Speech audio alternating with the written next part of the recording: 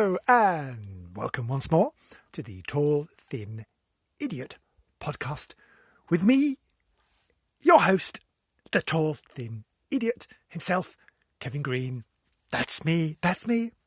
Except no alternatives.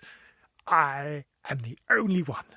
Well, I'm not the only tall, thin idiot, but in this case, I am. It's me. How are you all? Are you all well? Are you? Are you really? Oh, that's good. That's good. Hope nothing nasty's happened to you. Hasn't it been sweaty lately? Oh, God. Terribly sweaty. Awful. Oh, and me being a slightly older sort of gentleman. Oh, I have particular issues with sweatiness. Isn't it ghastly? Everything's sticking together. Ugh. It's disgusting. Oh, horrid. Anyway, I hope you're not too sticky. Oh, the images. Oh, we've had the most extraordinary thunderstorm up here. Oh, it's been extraordinary. Oh, a constant rumbling all the time. And flashing like a strobe light. Oh, the noise and the torrential rain. It was just apocalyptic. That's a good word. Well, apocalyptic to describe. Oh, I hope none of you got washed away or struck by lightning or anything. You'd think I'd be struck by lightning, wouldn't you? Being 8 foot tall. No.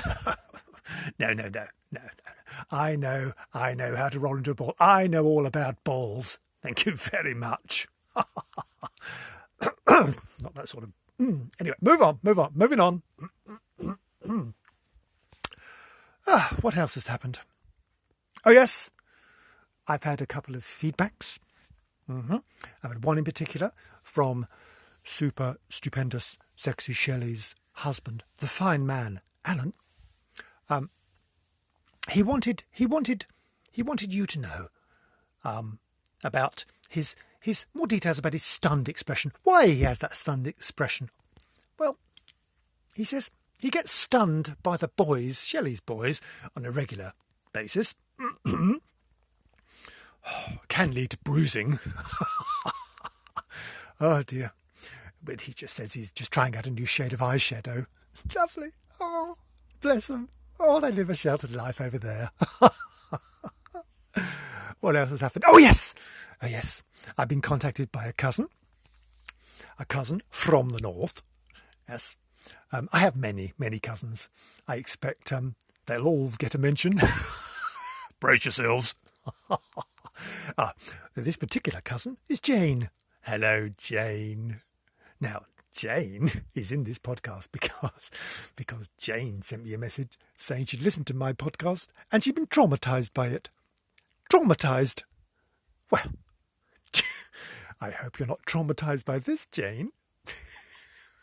What can we call you? Traumatic Jayne. Oh, dear. Jayne. Anyway, Jayne, try and enjoy it. It's just a bit of fun. That's all it is. Lots of love. Enjoy yourself. Traumatic Jayne. Oh, what now? Oh yes. I thought this we'd have another song. I like a song. And I've composed a little song, a bijou songette for us to get into the swing. And so here it is. Thank you very much. Right, I've written a little song to get us in the mood for the new episode. And it goes like this. I wrote this little ditty. I wrote this little song. I started it on Thursday. I thought, this won't take long. I struggled and I grumbled. I thought, let's get this right. After more than 20 pages, it still just sounds like shite. I sweated and I fretted. I sank down in despair. While crying in frustration, I spied a large eclair.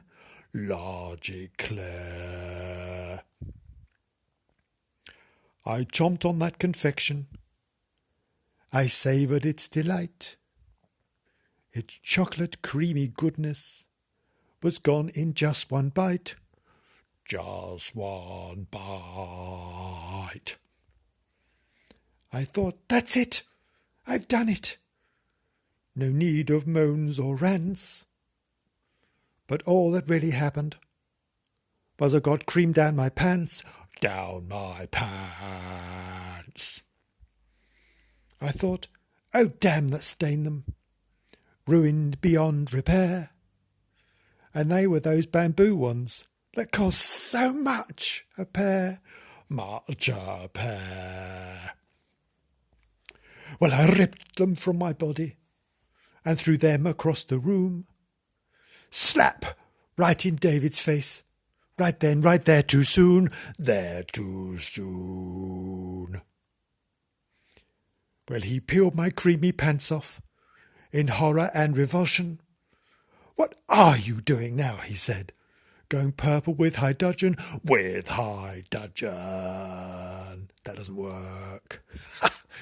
Well, I stood there in the kitchen, in nothing but my vest, my hands over my nethers.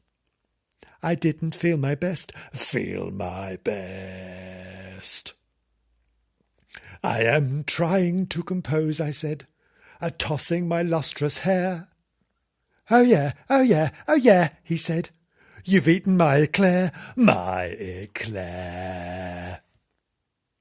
Yes, yes, I said, I've eaten it.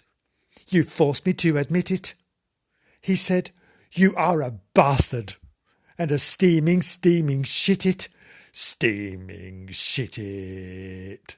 Shit it? What sort of word is shit it? I am, I said. It was delicious heaven. And this is a very long-winded way to get into episode 7. Episode 7. To get into episode 7. Episode 7. Episode 7. Episode 7. Episode 7. Episode 7. Episode 7. Episode 7. Episode 7. Episode 7. Right.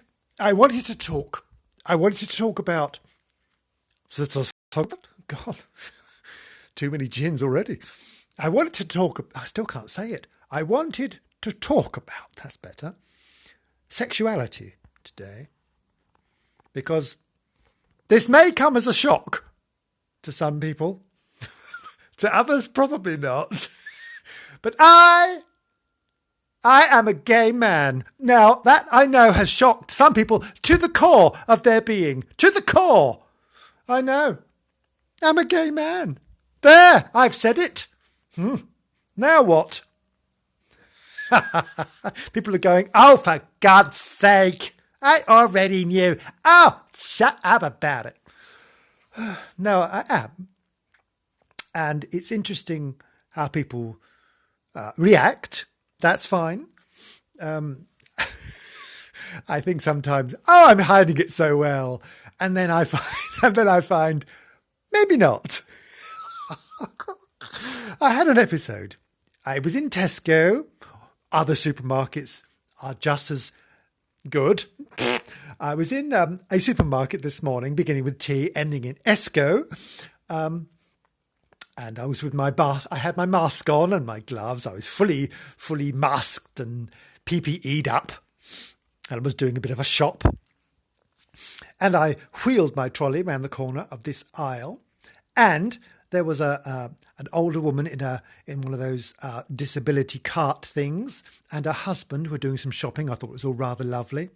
And I stood back to allow them to finish what they were doing.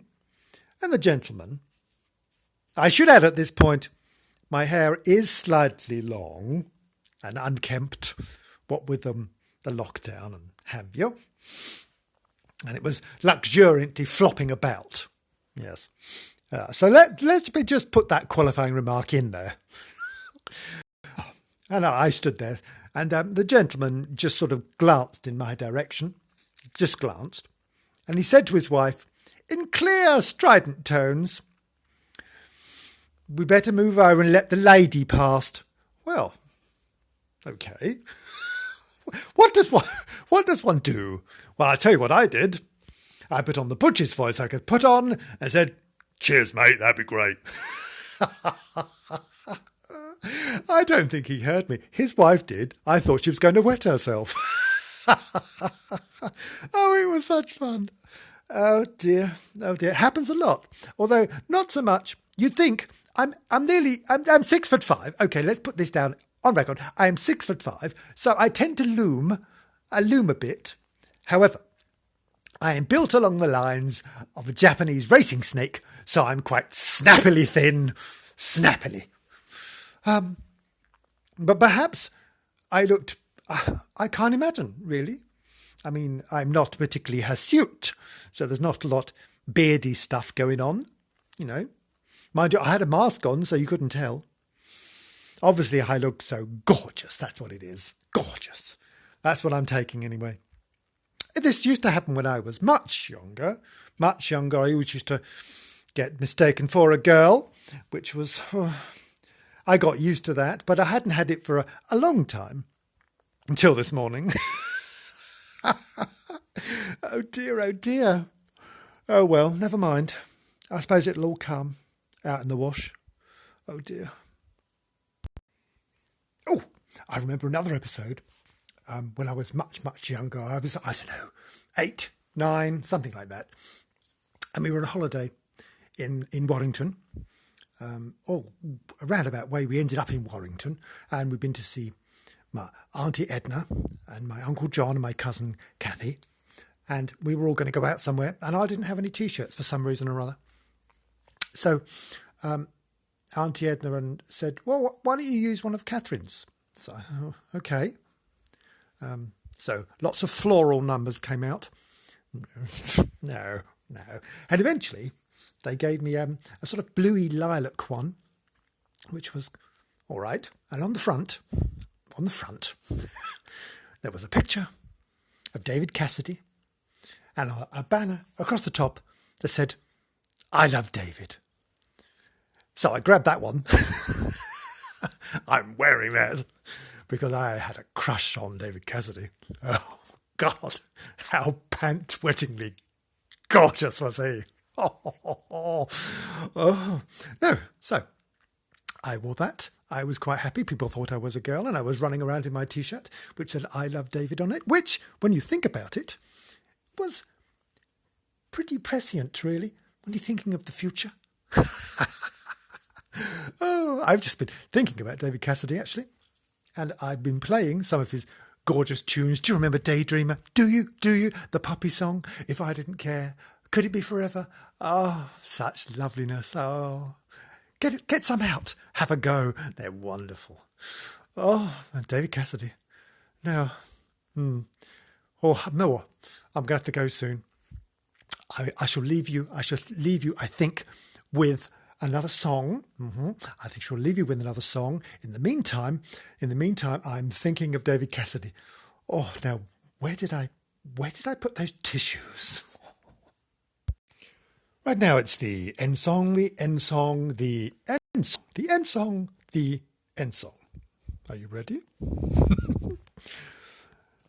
I wrote this little song. I wrote this little ditty. We've got to end this episode. It's all gone rather shitty. Rather shitty. What? I hope you all enjoyed it. It was such fun to make. We met my cousin Jayne. Traumatised? Eat cake! Eat some cake. Now we've all been rather sweaty, like a shoal of fishy pollocks. Oh, come on! Fishy pollocks! Oh, we all know where this is going. It's all rubbish. Rubbish! Do pollocks sweat? Do fish sweat? No, of course they don't. Oh, they live in water, for fuck's sake. All this to get a gratuitous use of the word bollocks. Oh, it's all a farce. It's all preposterous. Oh, okay. Have you quite finished? Thank you. Goodness. I'm going to have to start that all again now. Now, where's this? Now, we've all been rather sweaty, like a shoal of fishy pollocks. Thank you. But we know it's been too bad if we can't unstick our... I told you! Oh, God.